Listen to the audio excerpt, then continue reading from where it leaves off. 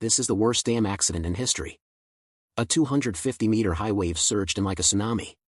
The entire town was wiped out in an instant, along with 2,000 lives. What's even weirder is that people discover the next day the dam is actually intact behind this seemingly natural disaster. In fact, it is a man-made disaster born of arrogance. Time is up a few years ago. The Veillon Dam was once a star project in Italy and even around the world. It is located on the lower reaches of the Veillon River in the Alps. The site selection can be said to have focused on the canyon between the two mountains. The rock looks solid. It can also save a lot of building materials. The dam adopts an advanced shell arch design. The lines are very beautiful. Like eggshell. Can withstand huge water pressure with the thinnest body. It was originally planned to be 150 meters long. Later I thought the height should be increased to 200 meters. Final drawing changes. Add to 260 meters. Number 1 in the world. This is called infinite scenery. But above all, they underestimated a problem. The Took Mountain next to it is not simple. The mountain that can walk. It's been a slippery slope in just 3 days. This is because between its hard limestone layers, with soft clay layer, the upper bunker is prone to slipping off. Especially after reservoir filling or heavy rain. Water seeps through limestone. The clay layer is like grease, further aggravating the situation. February 1960. When the reservoir first fills to 170 meters, a crack appears in Took Mountain and is expanding at a rate of 3.5 centimeters per day. This is a sign of death. Yet experts are turning a deaf ear to this. Time came to November of the same year. Due to continuous rainfall, the water level rose to 180 meters. The god of death said, "If you don't show off your power, I'll be Hello Kitty." So 700,000 cubic meters of earth and rock suddenly slid into the reservoir.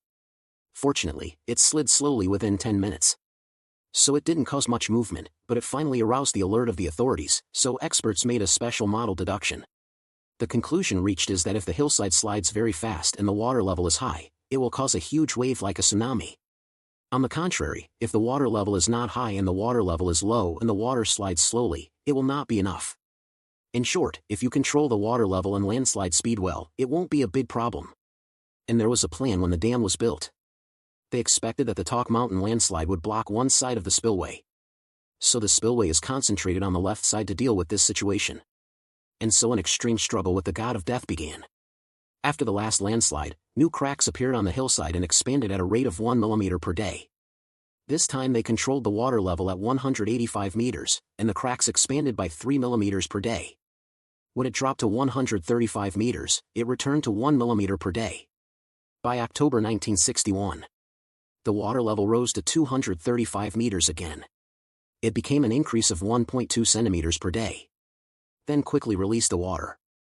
When it drops to 185 meters, the cracks actually stopped expanding. Now the experts are confused. Started to soar to 240 meters. After all, the higher the water level, the more electricity is generated.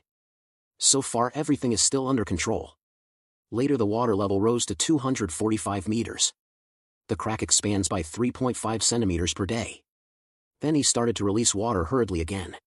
But when it dropped to 235 meters, instead, it became 20 centimeters per day. When the mountain accumulates its last energy. Finally, the god of death has mastered his ultimate move. Tragedy happened at 22:38 on October 9, 1963. 260 million cubic meters of earth and rock. It hit the reservoir at a speed of 90 kilometers per hour in 45 seconds. The huge waves first engulfed the village of Tasso on the other side. More than 60 technicians are monitoring the dam. I was also taken away in an instant. What's even more frightening is, huge waves pass over the bottom of the dam. Turned into a 170-meter-high tsunami. Mixed with sand, rocks and all-destroying force rushed towards the town downstream. At that time, many people in the town were still watching the football match.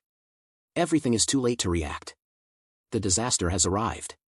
Eventually, the huge waves swept through multiple villages downstream.